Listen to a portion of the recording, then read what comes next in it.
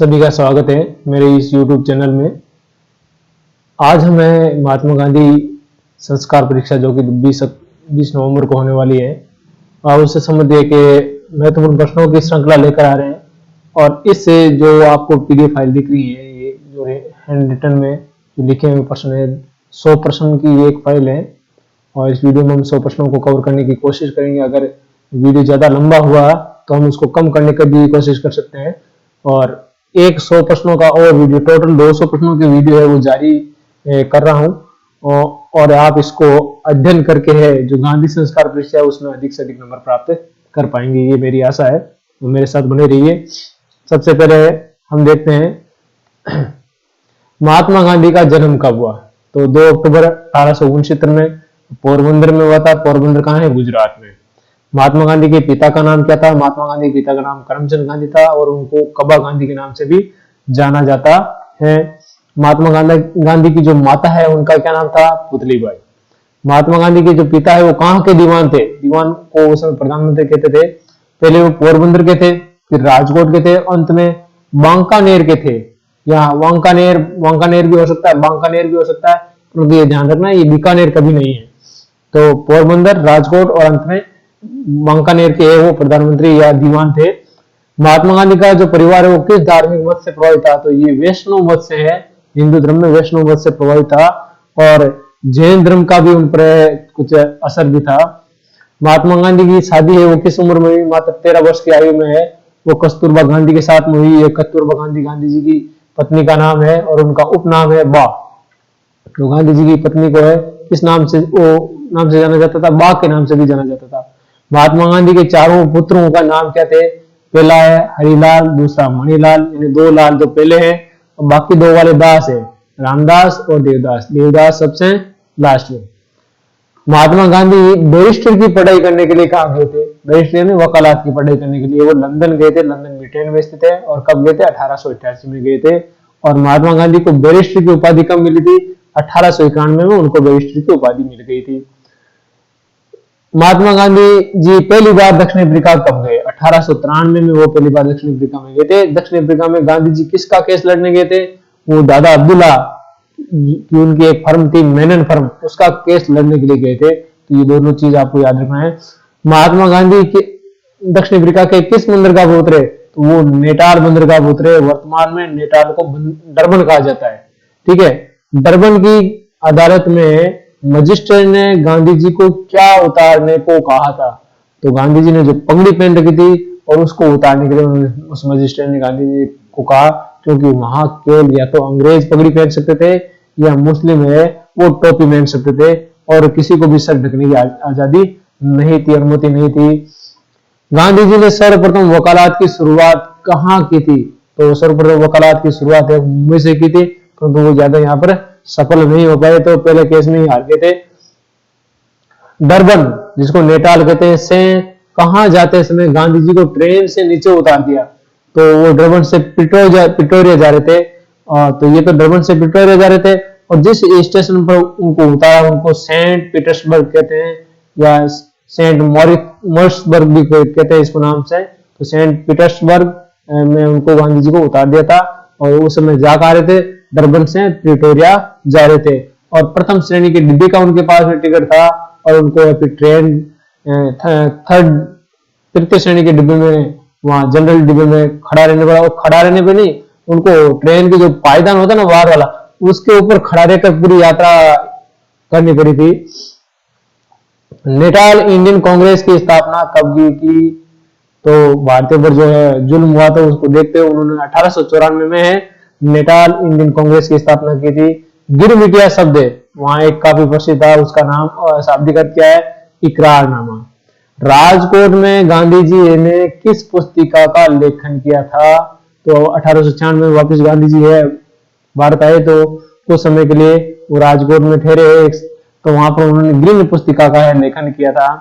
गांधी जी दूसरी बार दक्षिण अफ्रीका कब हुए थे? तो 1896 के अंत में वो परिवार सहित है वो दक्षिण अफ्रीका गए थे।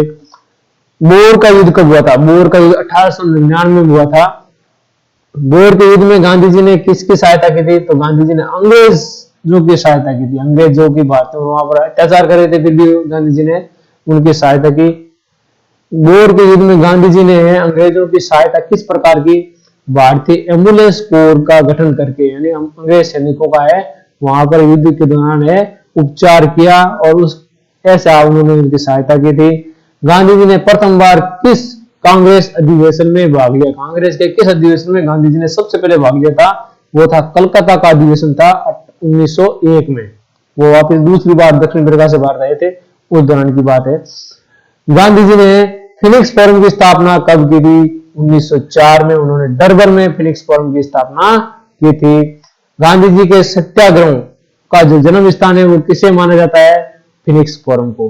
जितने भी सत्याग्रह गांधी जी ने किए उनसे पहले उन्होंने आश्रम की स्थापना की और सबसे पहला आश्रम फिनिक्स फोरम था, इसलिए सत्याग्रह का जन्म स्थान फिनिक्स फोरम को कहा जाता है। गांधी जी ने इंडियन ओपिनियन नामक अखबार कब प्रकाशित किया था? 1904 में। जुलू का विद्रोह कब हुआ था? जुलू का विद्रोह 1906 में हुआ। जुलू कोई जगह नहीं है, वो जुलू एक जनजाति है, आदिवासी जाति है। उन्होंने विद्रोह कर दिया अंग्रेजों के खिलाफ।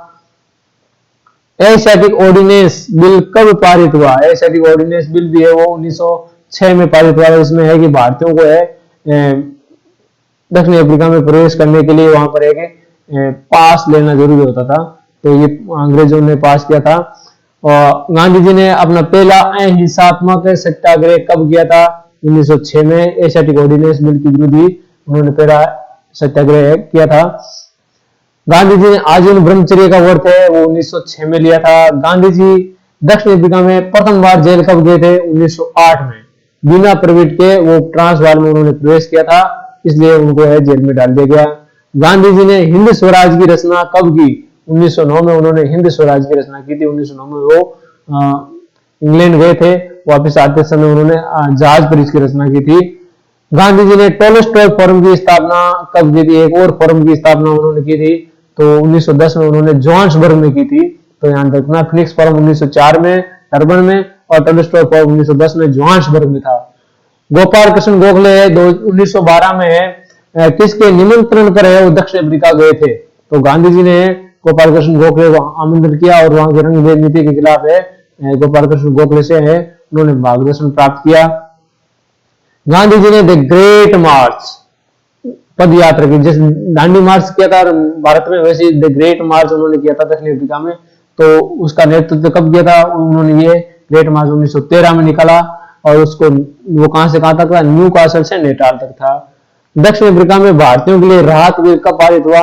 दक्षिण भारतीयों के लिए 1914 में राहत बिल पारित हुआ और वहीं से फिर गांधी जी 1914 के अंत में इंग्लैंड से होते हुए भारत के लिए रवाना हो गए। और भारत कब पहुंचे गांधी जी? 9 जनवरी 1915 को गांधी जी भारत वो पहुंचे थे। प्रवासी भारतीय दिवस कब मनाया जाता है? उसी दिन 9 जनवरी को प्रवासी भारतीय दिवस से मनाया जाता है। दक्षिण अफ्रीका में गांधी जी को अंग्रेजों से कौन कौन से पुरस्कार मिले थे? बोर का पदक मिला था और जुलू युद्ध में अंग्रेजों का साथ दिया था, अंग्रेज सैनिकों की सहायता की थी, भारतीय एम्बुलेंस कोर का गठन करके दोनों ही जगह, तो उनको बोर का पदक और जुलू पदक मिला था।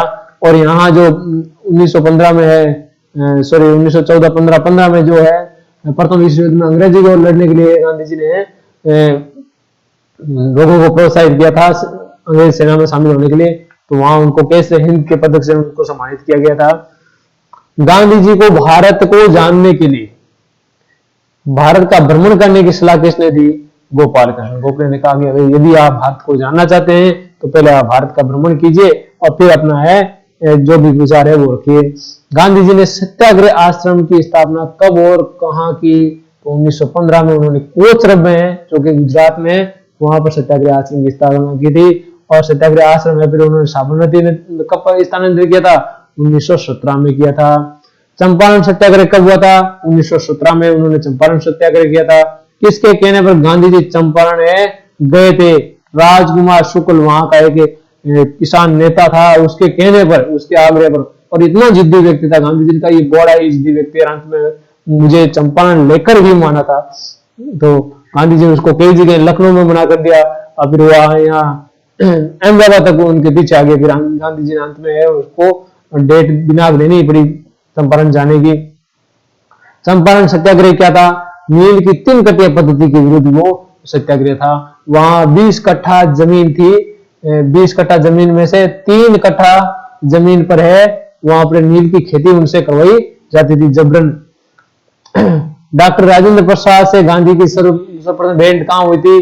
तो डॉक्टर राजेंद्र प्रसाद से गांधी की सर्वप्रथम भेंट है वो चंपारण सत्याग्रह के समय हुई थी। चंपारण आंदोलन के बाद किसने गांधी जी को महात्मा की उपाधि दी? रविंद्रनाथ टैगोर ने गांधी जी को महात्मा की उपाधि दी थी।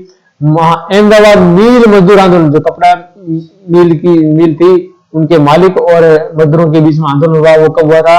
1918 में। अहमदाबाद मील मजदूर आंदोलन का मुख्य कारण क्या था? प्लेग मोनस बंद करना। 1917 में जो प्लेग आया था और उसके बाद में मिलों ने मजदूरों को प्लेग का बोनस देना शुरू किया था और वो बोनस है उन्होंने बंद कर दिया था, इस कारण है। और साथ में क्या है कि अकाल भी पड़ा और बोनस लेना भी बंद कर दिया था। अहमदाबाद मील मजदूर आंदोलन सुलझाने जाने के लिए गांधी जी को किसने आमंत्रित किया था?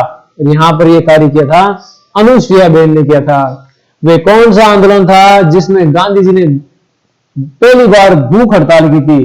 तो ये गांधी जी ने पहली बार भूख हड़ताल अहमदाबाद मील मजदूर आंदोलन के दौरान ही की थी। खेड़ा सत्याग्रह कब हुआ था? 1918 में हुआ था। खेड़ा सत्याग्रह का कारण क्या था? कि वहां पर अल्पवृष्टि हुई थी, उसके बावजूद भी किसानों से जबरन लगान यानी कर वसूला जा रहा था, इस कारण खेड़ा के लोगों ने गांधी जी की सहायता से वहां पर खेड़ा का सत्याग्रह किया था। गांधी जी का पहला वास्तविक सत्याग्रह किसे माना जाता है? खेड़ा सत्याग्रह को गांधी जी का पहला वास्तविक सत्याग्रह माना जाता है। ये जो 3 सत्याग्रह थे, पहले चंपारण और फिर अहमदाबाद मील मजदूर आंदोलन और फिर है खेड़ा सत्याग्रह। खेड़ा किस राज्य में है? खेड़ा गुजरात में है। खेड़ा आंदोलन से संबंधित किसान थे, वो कौन सी जाति से संबंधित थे? कुणबी और पाटीदार, ये किसान थे खेड़ा के जो आंदोलन से संबंधित थे।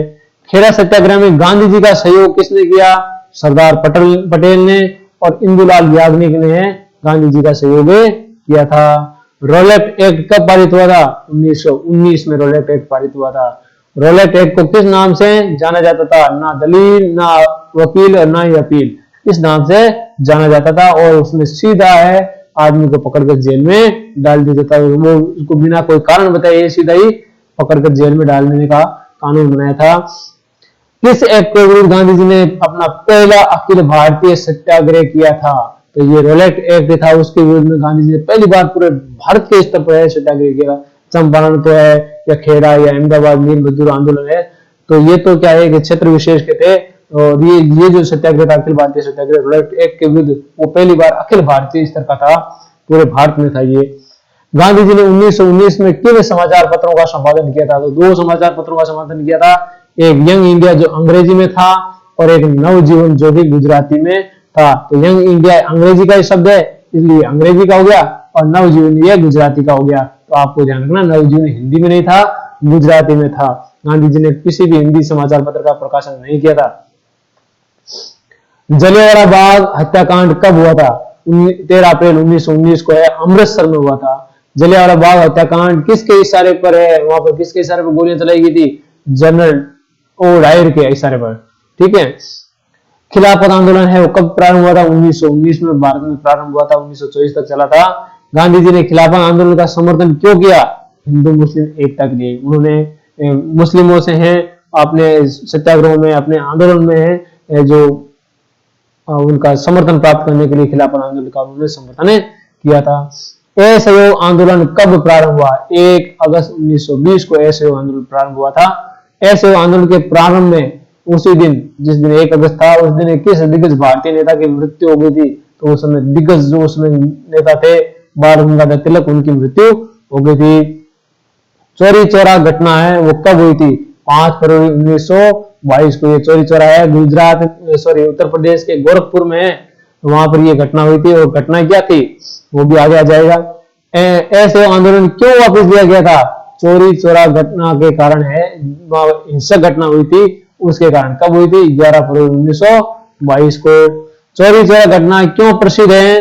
चौरी घटना का ये प्रसिद्ध किस लिए? क्योंकि ऐसे आंदोलन के दौरान वहां पर 22 पुलिस कर्मियों को थाने में बंद करके जिंदा जला दिया था। इस कारण गांधी जी ने कहा कि ये तो लोग हिंसा पर उतर आए हैं और मेरा आंदोलन जो ऐसे आंदोलन है वो हिंसक हो गया है, और मैं किसी भी हिंसक आंदोलन का समर्थन नहीं करता हूं और किसी भी कीमत पर हिंसा बर्दाश्त नहीं करूंगा। इसलिए उन्होंने आंदोलन वापस ले लिया था। असहयोग आंदोलन के किस अधिवेशन में पारित हुआ? असहयोग आंदोलन का प्रस्ताव है किस अधिवेशन में पारित हुआ था? कलकत्ता के अधिवेशन में इसका प्रस्ताव रखा गया था।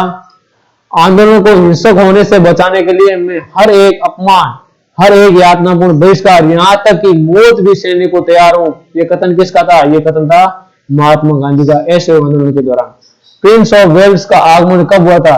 प्रिंस ऑफ वेल्स का आगमन है असहयोग आंदोलन के दौरान 1921 में मुंबई में हुआ था और उनका पूरी तरह से विरोध किया गया और मुंबई में हड़ताल कर दी। जब प्रिंस ऑफ वेल्स आया था तो मुंबई की सड़कों पर केवल सन्नाटा सन्नाटा था। खादी का प्रादुर्भाव कब हुआ? तो खादी जैसा जो रचनात्मक कार्यक्रम है वो गांधी जी ने असहयोग आंदोलन के दौरान ही उसको है चरम सीमा तक पहुंचाया था। यानी असहयोग आंदोलन के दौरान है स्वदेशी वस्तुओं का है वो स्वीकार किया गया, विदेशी वस्तुओं का बहिष्कार किया गया और स्वदेशी के कारण खादी का है जो उसको है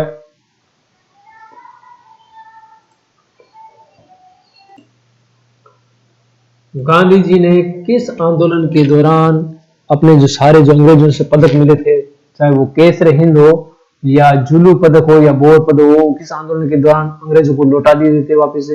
असहयोग आंदोलन के दौरान उन्होंने लौटा दिए थे। असहयोग आंदोलन के बाद गांधी जी को कब गिरफ्तार किया गया था? तो असहयोग आंदोलन के बाद गांधी जी को मार्च 1922 में गिरफ्तार करके उनको 6 वर्ष की सजा सुनाई थी। खराब स्वास्थ्य के कारण गांधी जी खराब स्वास्थ्य के कारण गांधी जी को कब रिहा कर दिया गया? 1924 में उनको खराब स्वास्थ्य के कारण रिहा कर दिया गया। गांधी जी ने कांग्रेस के किस अधिवेशन की अध्यक्षता की थी? उन्होंने कांग्रेस के बेलगाम अधिवेशन की अध्यक्षता की थी और ये एकमात्र अधिवेशन था जिसकी गांधी जी ने अध्यक्षता की थी 1924 में। कांग्रेस के किस अधिवेशन में है असहयोग आंदोलन को मंजूरी दी गई थी? तो वो है नागपुर का जो अधिवेशन था उसमें असहयोग आंदोलन को मंजूरी दी गई थी और असहयोग आंदोलन का प्रस्ताव कलकत्ता के अधिवेशन में पेश किया गया था। ये भी ध्यान आप रखें।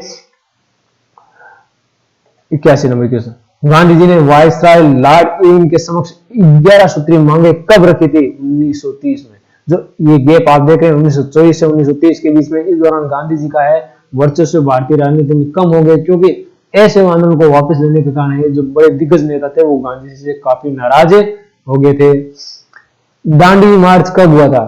तो यहां से फिर गांधी जी वापस एक्टिवेट हुए। 12 मार्च 1930 को है उन्होंने दांडी मार्च है वो प्रारंभ किया था और ये दांडी मार्च क्या था? नमक कर के विरोध में गांधी जी ने कौन सी यात्रा की थी? दांडी मार्च। दांडी मार्च की शुरुआत कहां से हुई थी? साबरमती आश्रम से हुई थी और उसमें उनके साथ में 78 अनुयायी थे और जब वो खत्म हुई तो लाखों आदमी उनके साथ में हो गए। गांधी जी की दांडी मार्च की तुलना मुसोलिनी की यात्रा और नेपोलियन की यात्रा से किसने की थी? सुभाष चंद्र बोस ने की थी कि गांधी जी की दांडी मार्च है वो मुसोलिनी और नेपोलियन की यात्रा जितनी महत्वपूर्ण है। सविनय अवज्ञा आंदोलन कब प्रारंभ हुआ था? 5 अप्रैल 1930 को है सविनय अवज्ञा आंदोलन प्रारंभ हुआ। जैसे ही गांधी जी ने दांडी में है समुद्र के किनारे पर नमक बनाया और उसी दौरान सविनय अवज्ञा आंदोलन प्रारंभ हो गया। किस आंदोलन में महिलाओं ने सबसे ज्यादा भाग लिया था? तो वो था सविनय अवज्ञा आंदोलन। गांधी इरविन समझौता कब हुआ था? तो सविनय अवज्ञा आंदोलन के कारण है गांधी जी और इरविन के बीच में समझौता हुआ 5 मार्च 1931 को और फिर उन्होंने सविनय अवज्ञा आंदोलन को है बंद कर दिया। गांधी जी ने किस गोलमेज सम्मेलन में भाग लिया था? तो उन्होंने द्वितीय गोलमेज सम्मेलन में भाग लिया था और वो कांग्रेस के प्रतिनिधि के रूप में एकमात्र व्यक्ति के रूप में वहां गए थे और वो द्वितीय गोलमेज सम्मेलन हुआ 1930 में। पहला गोलमेज सम्मेलन द्वितीय गोलमेज 1931 में हुआ, पहला 1930 में हुआ और तृतीय 1932 में हुआ था। ये लंदन में हुए थे। द्वितीय गोलमेज सम्मेलन के दौरान ब्रिटेन के प्रधानमंत्री कौन थे? और विंस्टन चर्चिल थे, वो ब्रिटेन के प्रधानमंत्री थे। गांधी जी को देशद्रोही फकीर किसने कहा था? गांधी जी को देशद्रोही फकीर है विंस्टन चर्चिल ने कहा था। और अर्धनंगे फकीर की ब्रिटिश प्रधानमंत्री से वार्ता हेतु सेंट जेम्स पैलेस की सीढ़ियों पर चढ़ने का जो दृश्य अपने आप में अनोखा और दिव्य प्रभाव उत्पन्न करने वाला था, यह कथन किसका था? यह कथन था फ्रैंक मोरेसे का था।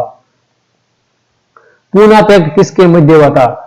पूना पैक्ट गांधी जी और अम्बेडकर के मध्य 1932 में हुआ था। पूना पैक्ट के दौरान गांधी जी कहां थे? तो पूना पैक्ट के दौरान गांधी जी यरवदा सेंट्रल जेल में थे पूना में।